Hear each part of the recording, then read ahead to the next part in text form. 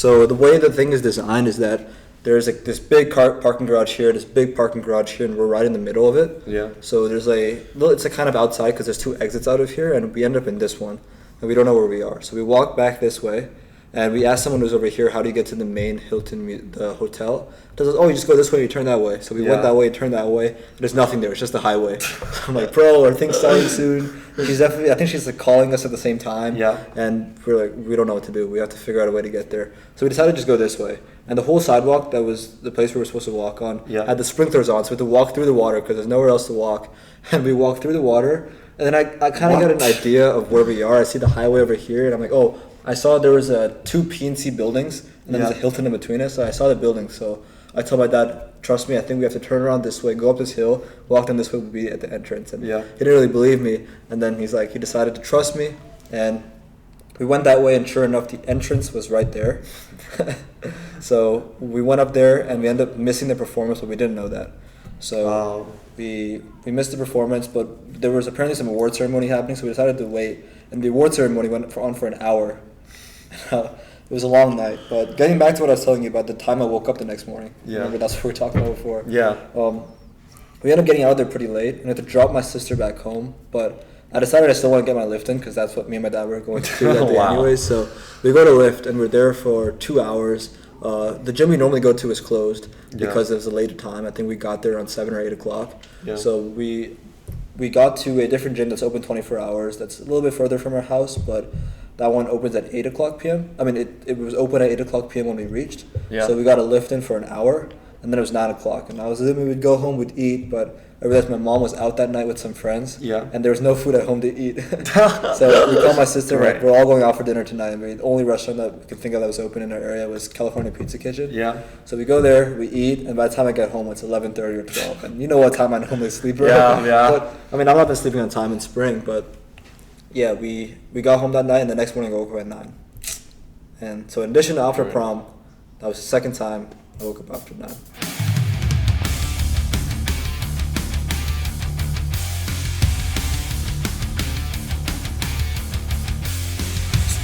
Second time, great. So how you been? I've only had one time. So, only one time? Yeah. When was that? It's today. After prom? Yeah. When's the last time you woke up that late? I mean, I've done it like a bunch of times, like during breaks, but like I'm not at petty. Like at petty, that's like the only time I think. So your sleep schedule, I've noticed you normally sleep around 10, 11 and wake up what, like 6:30? Is that the schedule you're on? Pretty much every day it's 11 to 6:30. 11 to 6:30. Yeah. And you've maintained that pretty much throughout the whole year, right? Pretty much throughout the whole year. So have you been doing that for a while, or is it more of this year? I mean, mostly I've been doing that for a while. There are some like slight changes. I think in my freshman year I was mostly doing like 10:30 to like 6:15-ish. And then that kind of shifted a little bit backwards, and now I'm at like 11 to 6:30. And you feel like you feel great throughout the day when you're on that schedule? It really depends on the day, I think. Like, I know that like it's enough. Having like that 7 to 7.5 hours of sleep is definitely enough for me. But on certain days, you still feel like you're just tired. And you sometimes take that like nap during the day, right? Yeah, I do. Like, especially I think in my junior year, I do a lot of like 10-minute naps like during lunch. I think that really helps. So what are your plans for the summer? You think you're going to maintain that schedule? You're going back to China, right? Yeah, I'm going to go back to China. Well, besides the jet lag part, I think, yeah, I'll probably try to maintain that schedule. Probably not like 11 to 6:30. Maybe I'll give myself a little bit of leeway and just be like, I'll wake up at like 7 or 7:30 instead. Interesting. So how are you going to spend your time this summer, man? Are you going to do one of your internship things, right? Tell me about that. Oh, yeah. The summer program at UPenn, was it? It's mostly just the summer program at UPenn. I'm gonna go back to China for like a month, and then I'm gonna come back to the States for like the program for like 3 weeks, and then I'm gonna go back to China again for a month.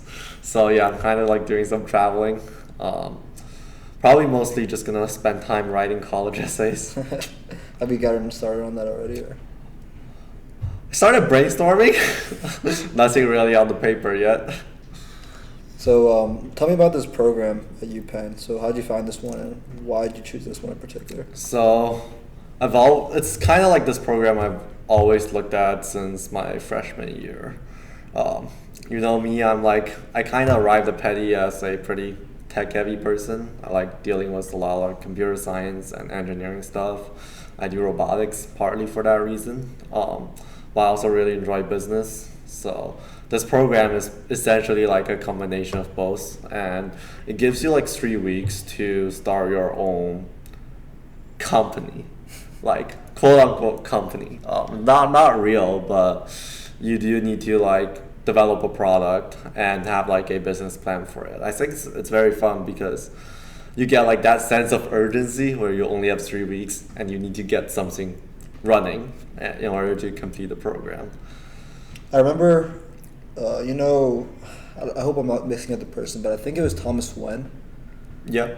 I remember he's in my computer science class, and he was presenting something he did last summer that I don't think he was with EXP. I think he was doing EXP and then he switched to this. But he had I think he had a similar thing where he was designing a product and. Oh, I think he went to like the governor's school. Governor's school, what's that? It's essentially it's essentially EXP, but in terms of like a summer program by the I think it's New Jersey government. Interesting. Oh yeah, because he got selected for that, right? Yeah, you got yeah. He applied for it and he got selected. I remember he was presenting and his whole day was packed. Yeah.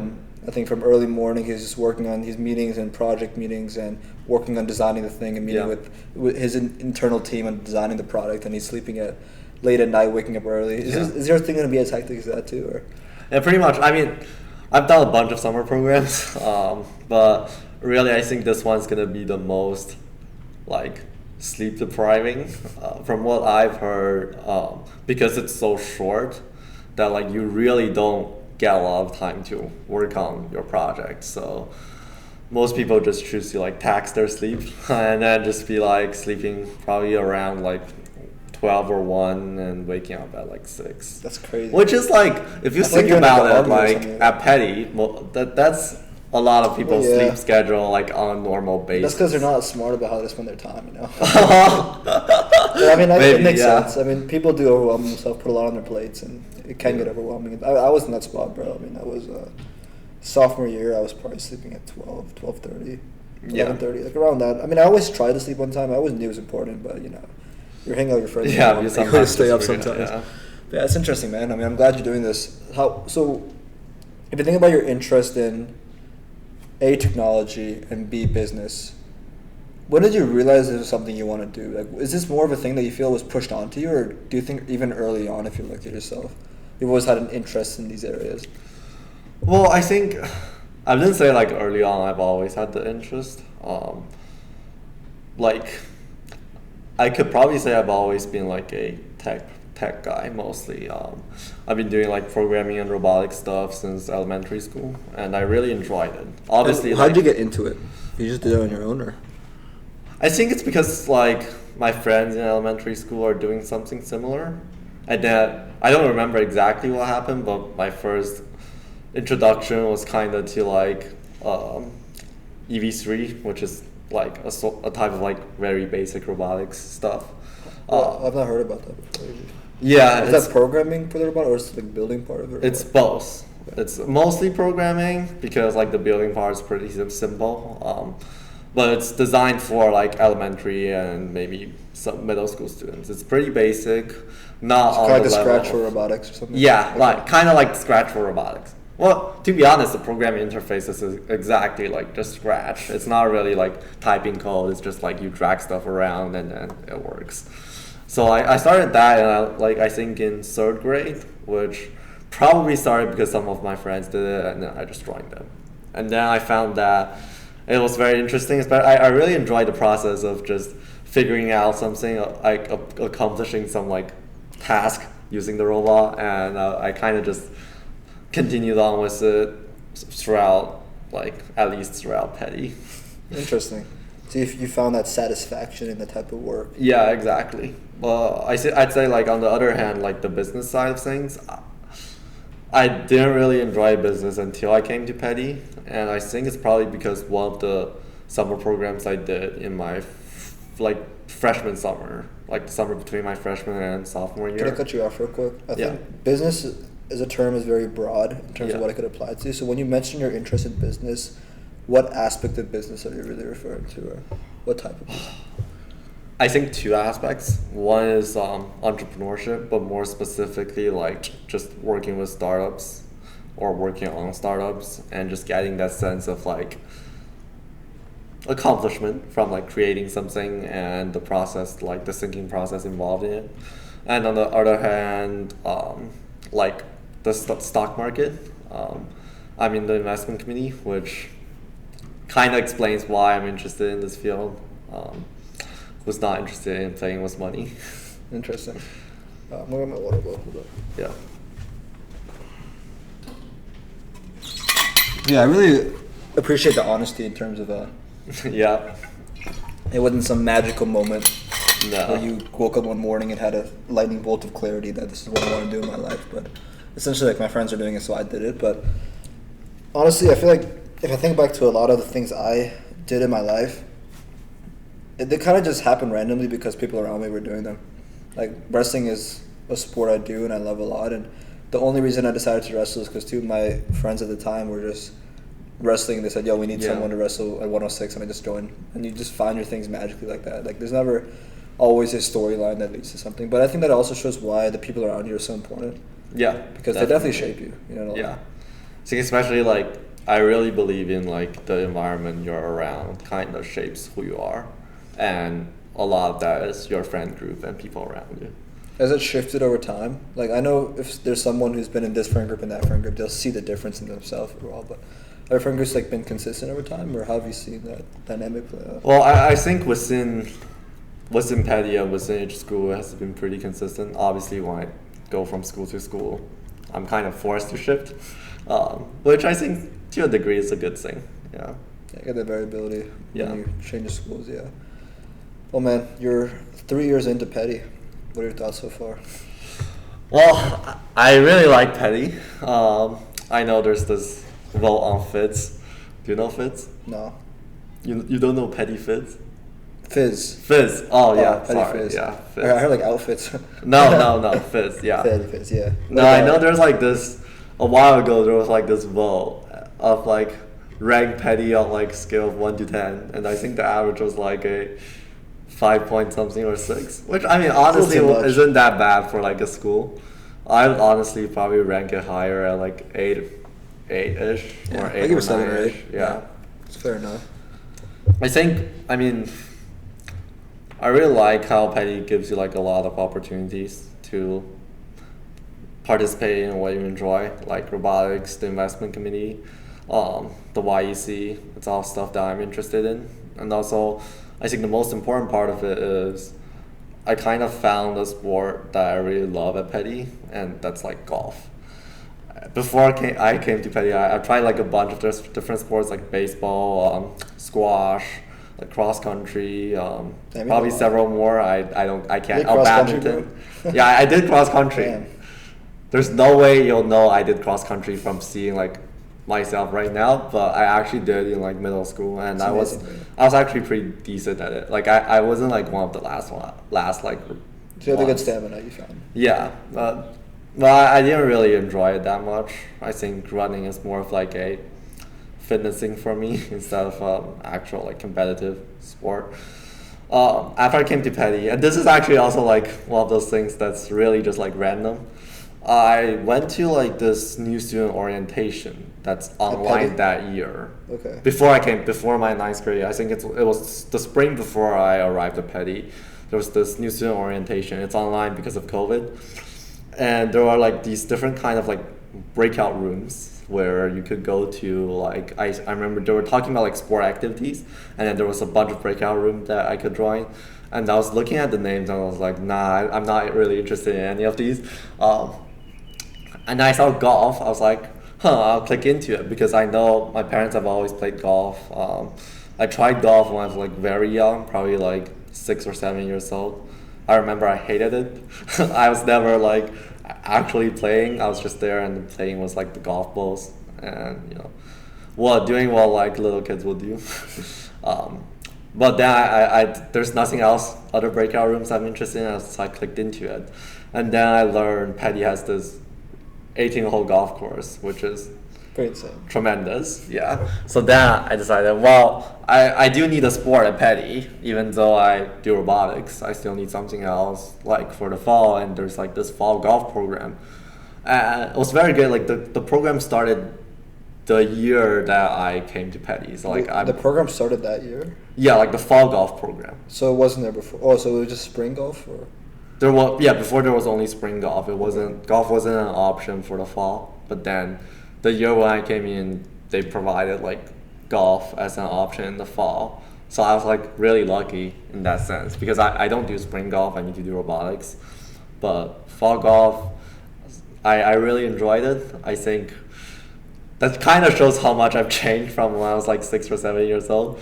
But I really like Petty in the sense that it helped me find this sport that I really enjoyed. It's great. We're pretty good at golf, right, our team? Not really. Well, I mean, Petty team is pretty good at golf. Personally, I'm not great. I remember a funny story. I was back at home over a no-class Saturday or something like that recently in spring term. And I was at the gym, and I saw someone wearing a shirt that said HB on it. So I thought it meant Haverford.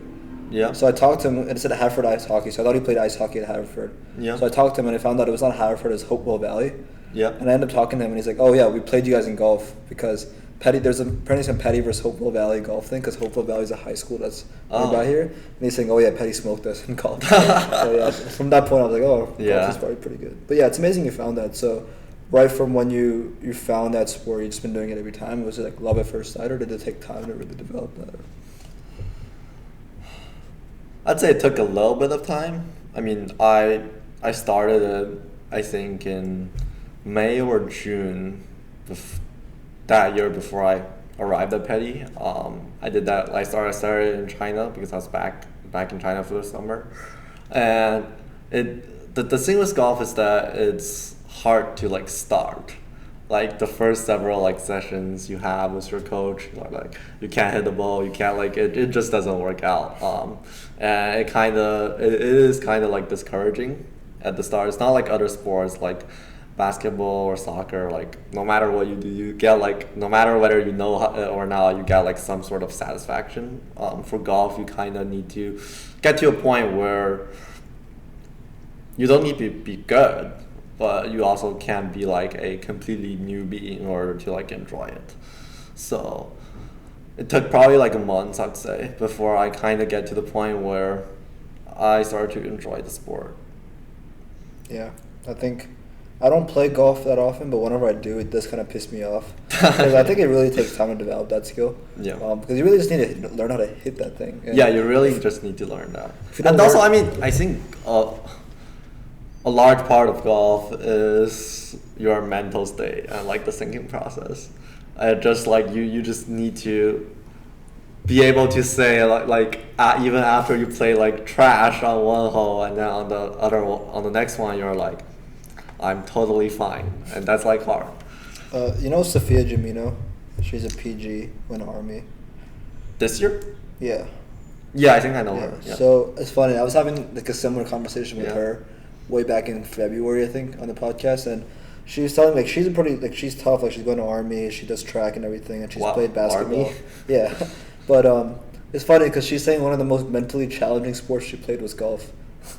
Yeah. And at first I was like, okay, it's golf, how can it be mentally challenging? But she really broke down like going from hole to hole, like you can get in your head a lot, and it's just one simple movement you have to master, and it's difficult to do that because, as you said, in other sports there's more of a quicker gratification cycle where you can't really shoot the ball at once, but eventually you can figure out something to do, and because there's so many different movements you can do, and there's so many different things you can learn, and you get that gratification faster than something where you have to literally develop how the fuck do you actually hit that ball the proper way, because there's so much that goes into it, right? Like the way you're holding it, the way you're swinging, because I mean I might not be the best example because I've noticed that my hand-eye coordination is not my strong suit, and so usually when I play a ball sport I start off like a little bit further behind people, but when I play it a lot, I can get good at it.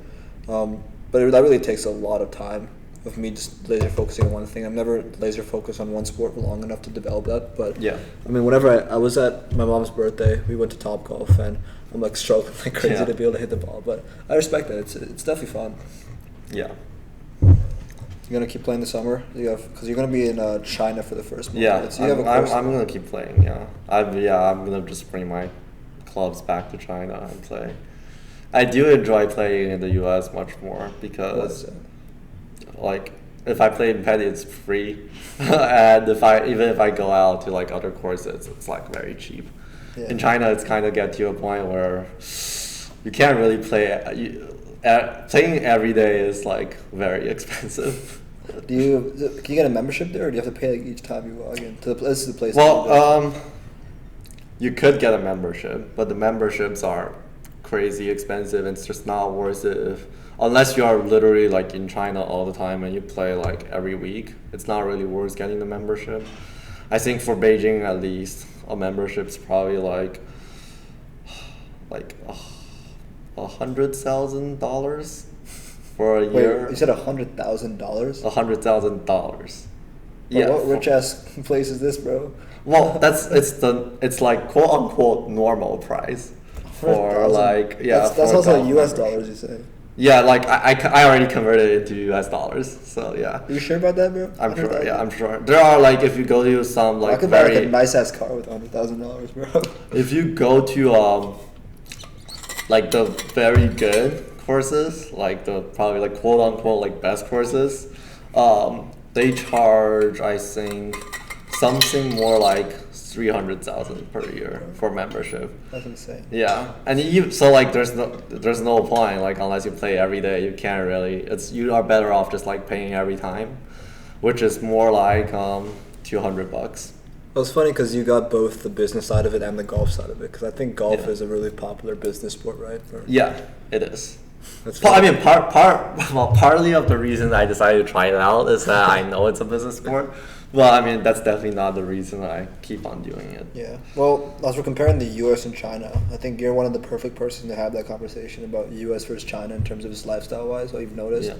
So you came to the U.S. Middle school, right?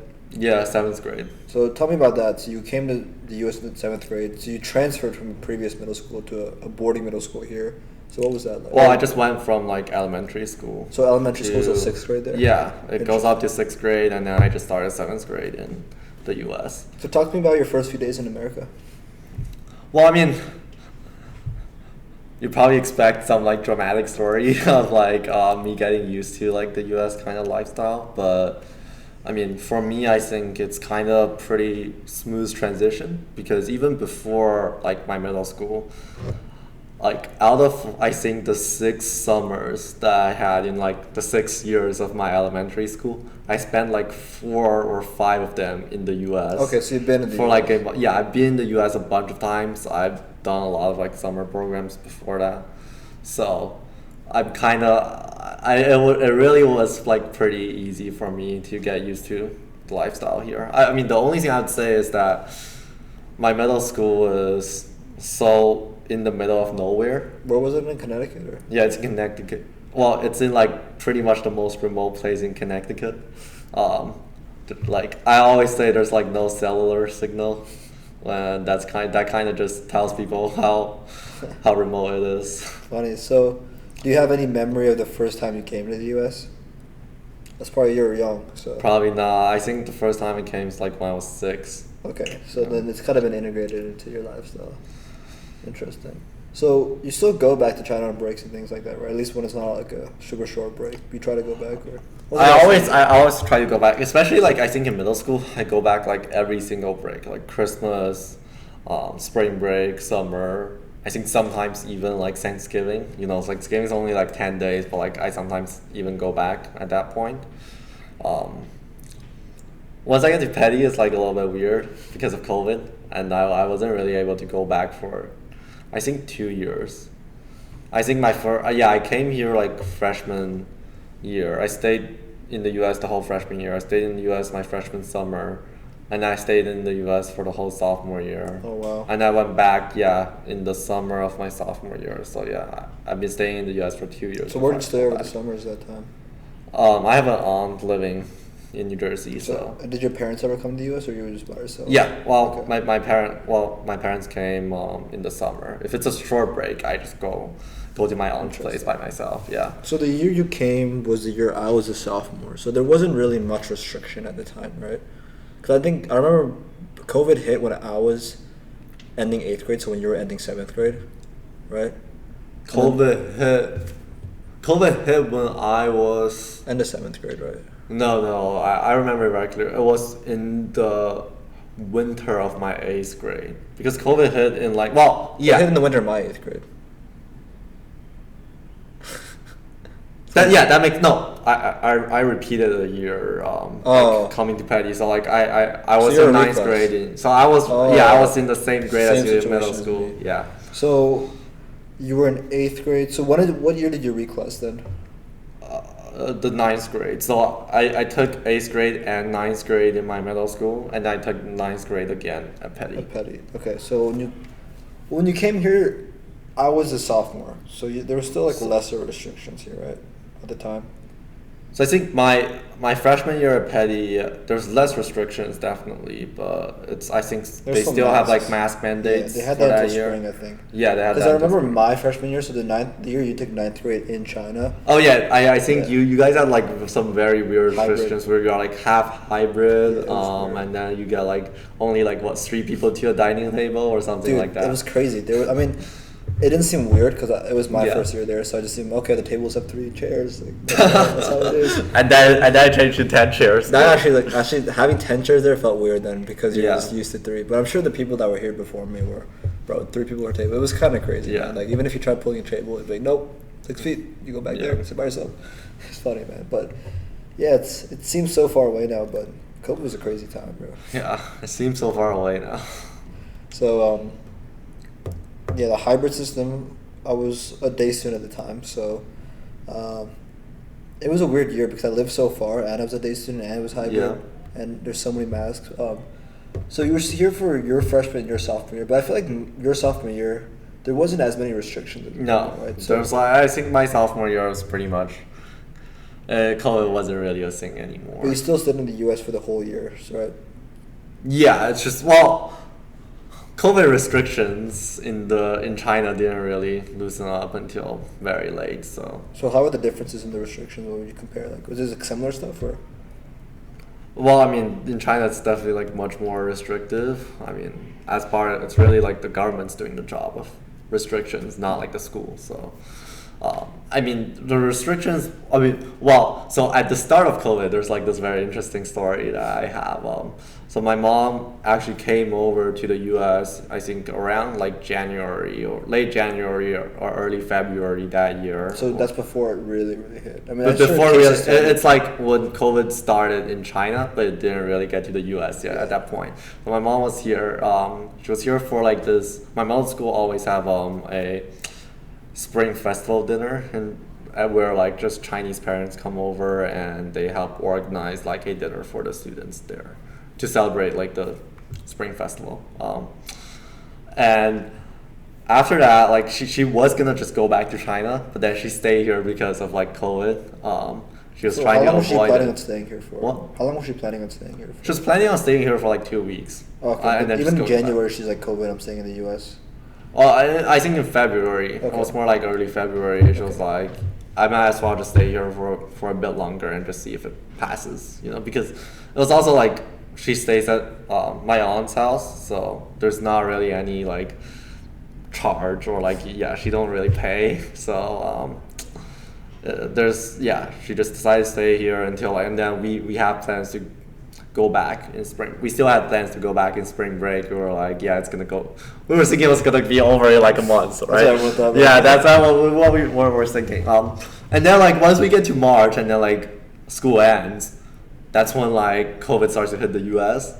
and it spreads so fast that like it's really like overnight. It's like it's a more kind of desperate scenario in the U.S. than in China, and my school also made the decision, I think my middle school, to go fully online in the spring. So it was also a trimester system. So you took that. You were also in the U.S. at the time, right?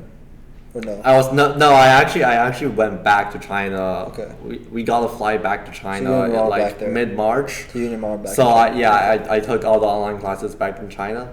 But at that point, there was already a bunch of like COVID restrictions in China for like international travelers, and we were like sort of like unlucky, you could say. Like we didn't have COVID, but on like the flight, like there's someone sitting near us who was like tested positive for COVID. Really? How close was he sitting?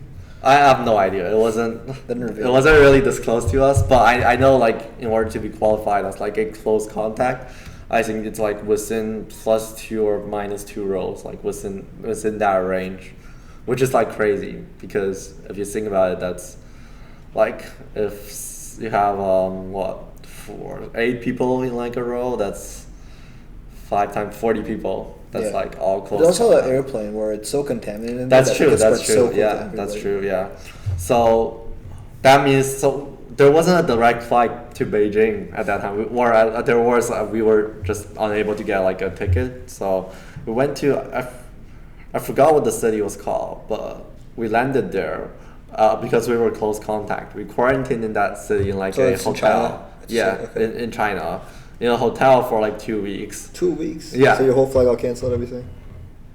To Beijing? Yeah, okay. Basically. Well, it got postponed for 2 weeks, essentially. I mean, the good thing is that it was kind of inevitable. So like the flight company just like changed it without any charge. So I guess that's something nice. But then after we went back to Beijing, because like China also has restrictions within like the country of like people moving from like one province to another. Like province is essentially the same idea as like states in the US.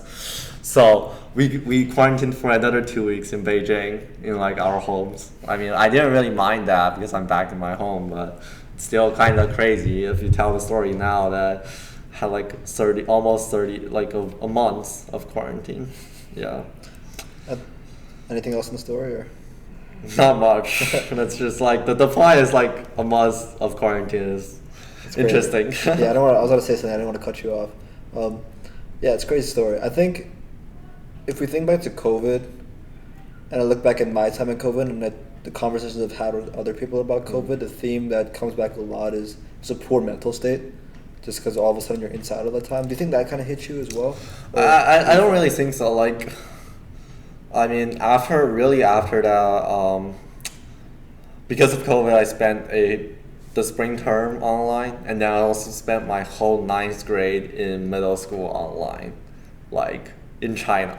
So I kind of like have to stay up until like 12 every day to like take classes.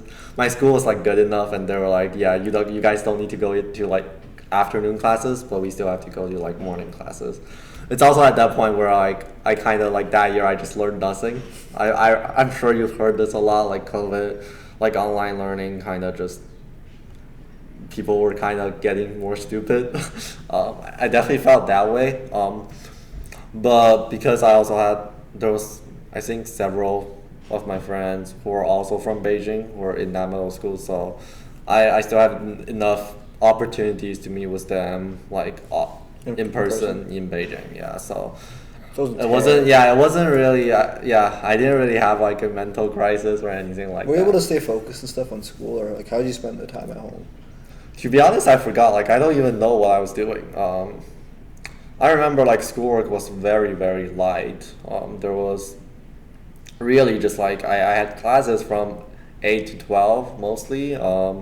And then I spend time in the morning, probably like when I wake up at like around 8, spend time from 9 to 12 p.m. to just finish all my homework. Really, it's not that long, probably just like an hour or two in the morning to finish my homework, make up for some like missed work that I missed from like the afternoon classes that I didn't go. I don't really remember what I did in the afternoons. Like it seems like I had so much free time. Probably like I spent a lot of time preparing for interviews and writing like high school application essays. Yeah, that's a whole other that's a whole other process. That's like mostly in the fall of my 9th grade year. And I think after that fall I'm done with the process, and then I kind of just chilled. It's kind of like senior spring. I just chilled. The schoolwork was light, and then I just whatever, enjoy time off until like really the summer. When you say COVID made us all stupider, do you think it's more because all the schools decided to like drastically reduce the workload, or do you think it's because kids just can't focus online? It's probably like a combination of both. Like I really wasn't. Or how did it play out in your own life, you think? There was much less workload, definitely, because if you're not going to like half of your classes every day, there's no way to keep up with like the same amount of workload. And it's also like online is definitely like harder to concentrate, especially if you are behind the computer screen. I remember I always just like I have WeChat open all the time, and then like we have this group chat of like all the students who were in Beijing at the time, and we took a lot of classes together, and then we just chat throughout the classes.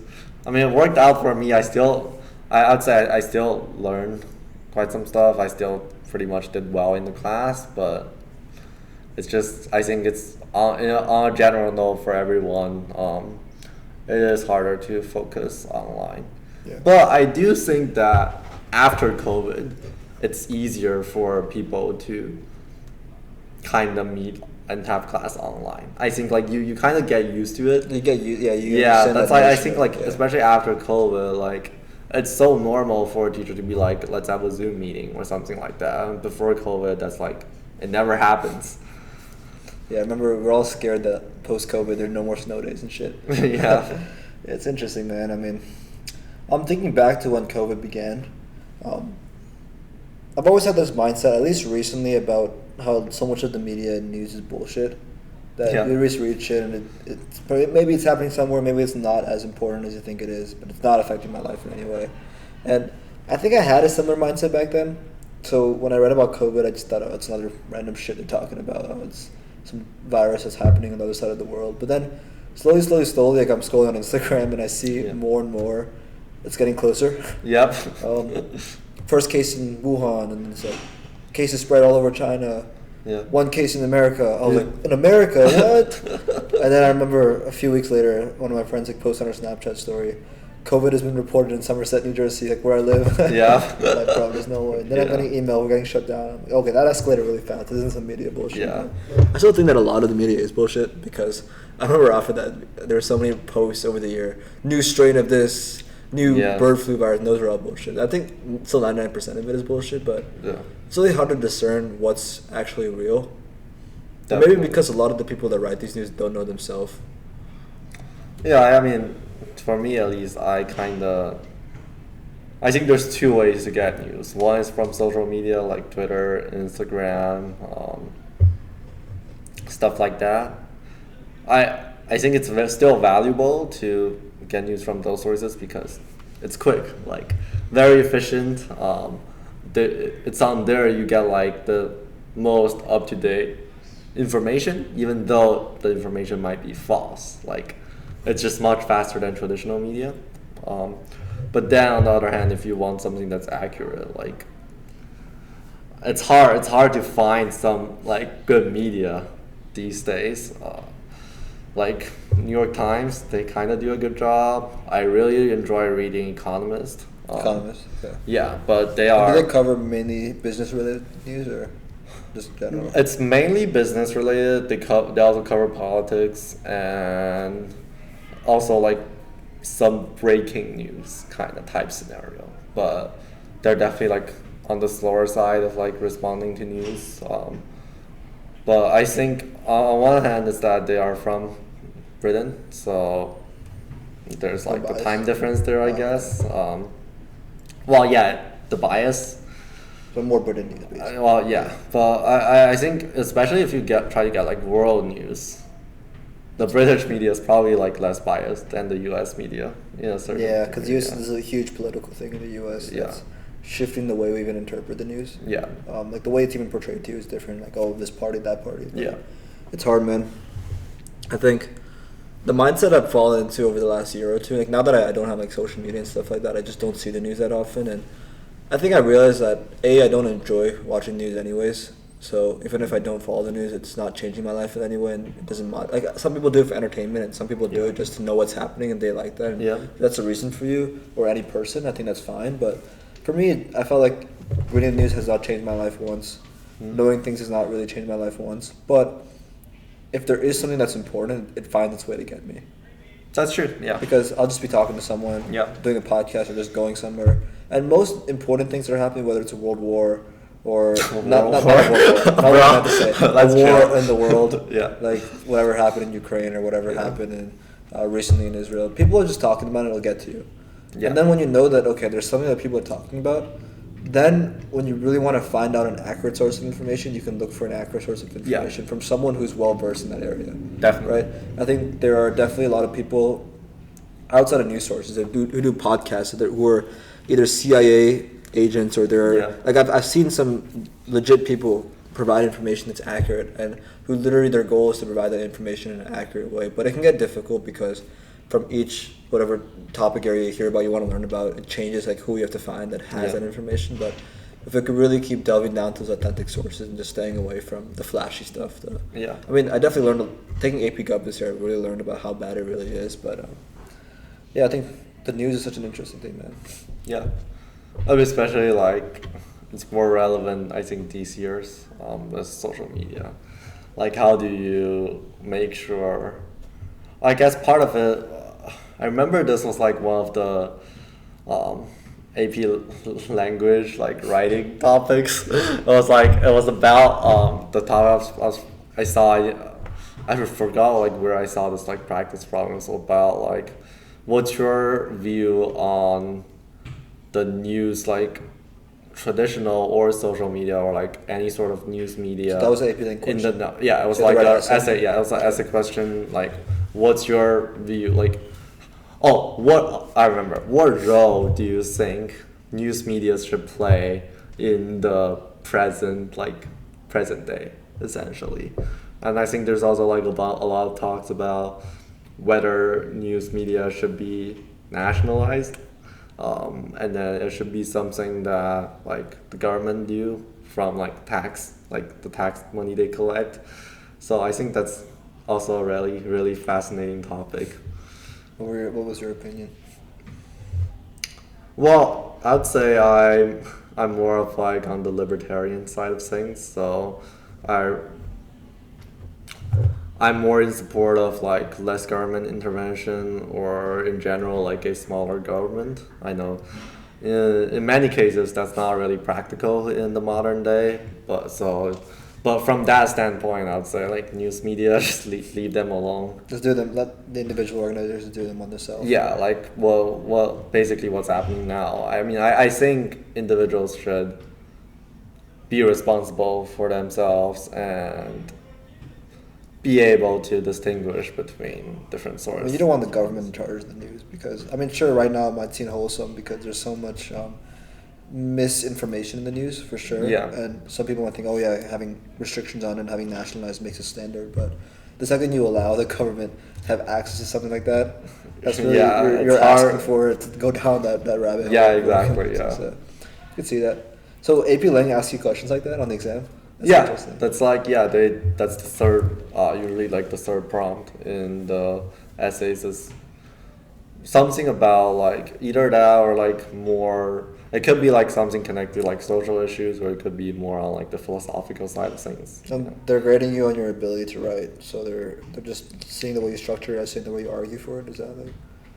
I'm not sure exactly how they grade it. Honestly, I'm sure they're not grading you for your. Well, they definitely don't. Well, or at least they definitely try to not grade you based on what your view is, but they should have probably grade you based on like the argument. I would assume, yeah. Makes sense. I mean, I was planning on taking that last year, and then I realized that Lang and physics were on the same day, and I pussied out of it. I actually feel that might be a good idea. I did Lang and physics this year, and then it's just like by the time I get to like the electricity and magnetism like FRQs, I've already took like 5.5 hours of insane like testing that day, and then like my brain's kind of just like a smush. I remember last year it was so hot outside and everything. I'm like, I'm not trying to sit here and do this. But how'd you do on physics this year? I heard everyone's struggling. Well, I mean, Well, it's kind of like the typical like petty students like to complain all the time. I mean, I think it is probably like harder than usual, than like the practice, or it might just be because like I took LAM for 3 hours in the morning and my brain's just not working. It could be either way. I do find it like a little bit harder than what I practiced or what I've done before, but the cutoff for 5 is like so low that you could get away with it. It's yeah. I feel like I could get away with it. Yeah. Yeah, I walked out. I didn't answer every question. And there was a lot of shit. I think I skipped one FRQ. No, I think there's some rumors that physics next year is gonna be 2 3-hour tests. So like 3 hours? mechanics is gonna be 3 hours, and then E&M is also gonna be 3 hours. That would suck. And then one would be in the morning, one would be in the afternoon. I feel like that would suck. Because most people would take both exams. That would literally suck. Yeah, because right now, like this year, it should be on different days.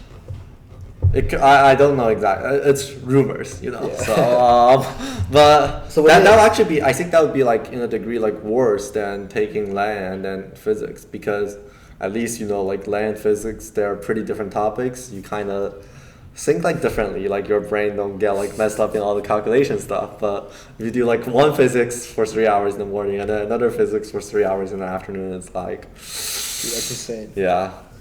So based on whatever rumor you've heard, if they make it a 3-hour exam, do you just get more time per question, or do you literally also increase the number of questions they have? I think they do increase the number of questions, but like they don't double it.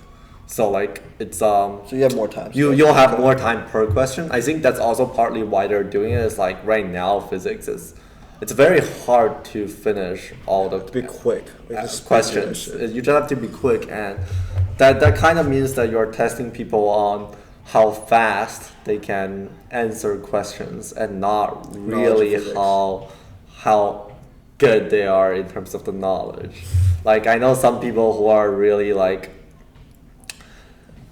who are really good at physics, but they just need time to think through the problems, and that's kind of a disadvantage for them. So they're trying to solve that, and that's why they're expanding all the time. Interesting, yeah. Because I think that Physics C is the only exam I've taken that's an AP that's that quick. Because yes. Every exam I take, I'm like, oh, I have so much free time left. Exactly, you know, like AP exactly. Go, I'm sitting there for like 20, 30 minutes. Everyone's sitting there for 20, 30 minutes. We all want to leave, and no one's taking the exam because we all finish early. And I don't know, I guess AP French is a little quick, but AP, what do you call it? AP Bio is a lot of free time. Most exams, they give you time to think through the questions, which I think, again, you're not testing someone on their ability to be quick, because that's, I guess some people just have like the quick gene or whatever, and then they're just able to do it quicker. But if you're really testing based on the knowledge of the subject, it's an interesting one in physics. I want to see if they actually change it next year. I mean, part of me is like, I'd rather take it like the quick version and just be done with it. Because it fits you better, I guess. Like, what you're better at. Well, we don't want to be sitting there for 3 hours. I just don't really want to sit there for 6 hours taking physics. Like, I don't really care. I mean, either way, I probably would enjoy like having more time to think through the questions. I'm more on the side of like, I probably know the material, but I just need time. Yeah, I see what you mean. But I'd rather just be done with it. Bro, like no one likes sitting there for that long. I think the whole concept of an exam is kind of stupid. Yeah, I think to a degree it is, but like then it's hard to get out of the system. Like if the system's already structured that way. It's interesting, man. I feel like, I mean, sure, the U.S. is still fine, but I've looked at some situations. Like I think in India it's really prevalent where the cutoff between all the normal schools and then the really, really good schools is huge. Where there's only like 1 or 2 really, really good schools in India, and everyone wants to go to that school. Like the Indian Institute of Technology. Yeah, everyone wants to go to IIT, and there's all the other schools. Like it's basically like Princeton, or you're just going to all the state schools. Like it's that crazy. And the testing for, have you heard about the testing for IIT? I know. I mean, I think the testing in India is pretty similar to that in China. Yeah, it's just like you have like the standardized test for like everyone. Yeah, but it's like long and there's so many levels. It's all long. There's levels, and then really like the only thing that matters is like your grade. Like they don't look at anything else, right? It's just like the grade you get. Yeah, I mean, I was talking to my cousin and the amount of studying you have to do for that, and there's the way that the exam is designed. You're literally just pulling out the bots, and you're leaving behind like a lot of people that are still intelligent, people who are still have other qualities. And you're basically pulling all the narrow people that have one trait. You're just using one trait to assess someone. who's best. Well, I mean, on the other hand, it's also like that. First of all, that's like the easiest, most efficient way to like assess applicants. Otherwise, like if you copy what the U.S. does, like you need so many like admissions people just to review applications. But I wonder, even in the U.S. system, despite the fact that we portray it in a way that we take so many things into account, I wonder how much of it's actually taken into account at the end of the day. That's true. And also, like, another part of it is you could argue that having just one standardized test, like, kind of gives you more equality in a sense. Yeah. Because, like, if you do, like, all this, like, other stuff into account, It's like, very a lot of it, it's, you need money to do, like, sports, like, rowing, golf, robotics, they're all like you can't, like, you essentially can't do the sport if you can't pay for it. While like for testing, like buying some books, like just studying, that's kind of like, I think the idea was, at least the way they kind of publicize it in China, is it's more fair. So they say they say that to people, that this is why we do it this way. Or I think it's not directly. It's not direct. Like, it's not like the government has. Yeah, it's the idea is that it's more equal. Yeah. Interesting. Because I haven't heard that idea before. Whereas maybe, I mean, the place you live in, I mean, there's so many indirect methods of communication that it kind of internalizes your mindset. Yeah. So it's interesting that you think that way, because that's probably how most. Oh, but also, like, on the other hand, side of things, like, it's kind of maybe to a certain degree hypocritical, because in different like provinces, you have like different, like, it's not standard. The test is not standardized throughout the whole country. It's different based on the province you're in. And in like areas like Beijing, the test is like much easier than maybe in some like more remote areas. Like, imagine like the test in New Jersey being much easier than like a test in like Midwest, some like maybe like in Is there Wyoming a reason behind or something. that, or? I have no idea. I've never really looked into it. I mean, it doesn't apply to me, so yeah. It's crazy, man. I read this book at the beginning of the year about the future of the world, kind of. Yeah. And one of the quotes that stuck with me, that you just reminded me of, is that we struggled to make computers like humans, so we made humans like computers. I see where it's coming from, yeah. Because there's so many times where I feel like, oh, I didn't respond to an email quick enough. Oh, I made a mistake where I just forgot something.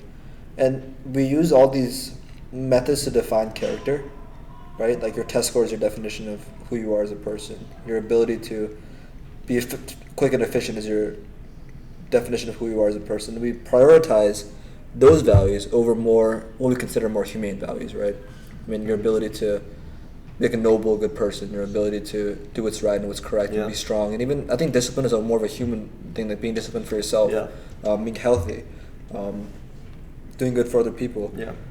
And even values that are not related to society, but related internally, that make people use to find fulfillment, like creativity, passions. I think more and more we've seen that these are cool things, but your real definition of characters are robotic things. And more, I think the definition of a good person that grows up in the system is, I have to be more robotic to be a good person. Yeah, I mean, this reminds me of like what we've been talking in my English class with Mr. Otadi. Yeah, we had this class, I think, just like on Monday, where we were talking about what makes you a moral person in a like practical sense. And I think Mr. Otadi brought up this person called Peter Singer, who's like a utilitarian, who's like, well, utilitarian basically is we want to maximize like the welfare for everyone, like as an aggregate. And he was kind of portraying this idea where if you have like $1,000, like that's kind of unnecessary for you, like you don't need it to survive. You might like put it like to purchase like a TV or something that's kind of deemed like unnecessary, then you are acting immorally, because you could have donated that $1,000 to like some sort of charity and saved like 10 lives, let's say. So I really kind of find that interesting, and like it kind of questions how we as a society define like morality, define value, define like what's a good person essentially. Like, because that idea to me kind of seems crazy. Like, if I buy a TV, I'm an immoral person. Like, that's not really the standard definition that I think most people comply to. But it's logically there is a point. That point he could make that point. So I think it's hard to define something like morality. Yeah. Because there's definitely a lot of people with malicious intents that try to use something like morality to influence your actions in a way that, you're being an immoral person, so you should be doing X, and they can get away with something. Yep, exactly. But I think the question of morality, we should stop worrying about other people around us and start maybe looking internally at what do we define as moral. Yep. Because although we might think we're doing something for moral reasons, a lot of it can be driven by society's perception of us, that we do something that we think is moral, but we really more care about some external outcome we get because people look at us better, right? Like, for example, I was having this conversation with Mr. Dom, actually. Oh, yeah. Not this conversation, but it just popped in my mind that, do you do anything for yourself, or is everything you do for other people? Like, do you exist as an individual unit outside of other people? Because a lot of things you do, you don't really do for yourself. You do either because A, it'll change the way people look at you in a more positive way. Like, for example, if I see some trash on the floor and I pick it up, am I secretly hoping someone's watching me? And will that secretly increase my social morality points? And will that make me more likable by society, and so the tribe won't kill me? That's your evolutionary part of your brain talking. Yeah. And it made me wonder because maybe a lot of things you do are driven by your father's expectation of you growing up, that's secretly sitting in the back of your mind, that's driving all the actions you take, or your perceived idea of what the society around you wants you to do. And I wonder if you can really even exist as an individual person doing things for myself outside of other people's wishes. Because sure, people try to do things for themselves, but it's also more powerful when you do things for other people. I think, for example, if you're a father or mother who's working for a family that you have to provide for, you'll work harder. If you have kids that are there that need to eat, you will naturally work harder than if you're just eating for yourself. For some reason, when we're integrated with other people, like, for example, I'm not making money for myself, but I'm making money to retire my parents. It's like something I tell myself. All of a sudden, you'll want to maybe work harder because you're doing it for something else or someone else. And often people that see their work as changing society, they'll have more of a drive to it because they'll see it in a way impacting people around them. So I wonder, do you think we can exist as a single unit, or is everything we do in some way connected to other people? Even morality, I think that's a hard question. I incline more on the side of theoretically, we could exist as individual units. I think we're capable of that. But in practice, in the current world at least, I feel like it's very hard to actually get to that stage. I